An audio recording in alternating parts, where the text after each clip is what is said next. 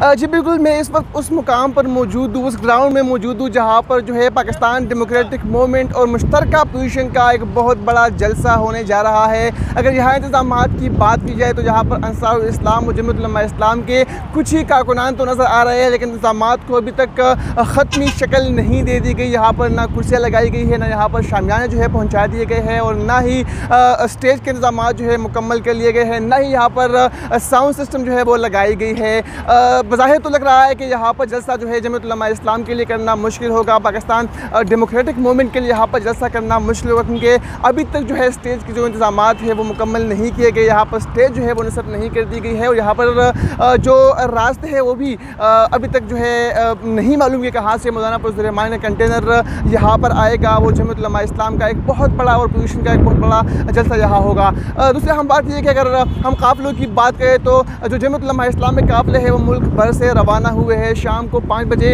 हकला interchange पर मौलाना पुरज़ुर्रहमान का काफ़िला day Ismail Khan से पहुँचेगा, और फिर जो मुल्क भर के दीगर काफ़िले हैं उनके साथ वो काफ़िले मिलकर यहाँ पर आएंगे, और यहाँ पर उनका आखिरी पड़ाव होगा। सिक्योरिटी के इंतज़ामात की अगर बात की जाए यहाँ पर तो इस्लामाबाद पुलिस के जो एहलकार है वो भी यहाँ पर जो है खड़े हैं, वो भी यहाँ पर इंतज़ामात की मॉनिटरिंग कर रहे हैं। खारदार तारे यहाँ पर इंतज़ामिया की जानिब से लगा तो गई है, लेकिन इतनी तादाद में नहीं है। बज़ाहिर तो ये लग रहा है कि जो कारकुनान है वो इन खारदार तारों को फलांग कर श्रीनगर हाईवे भी जा सकते हैं, और ये भी लग रहा है कि इस ग्राउंड के बजाय इनका जलसा जो है वो श्रीनगर हाईवे पर भी हो सकता है। जी।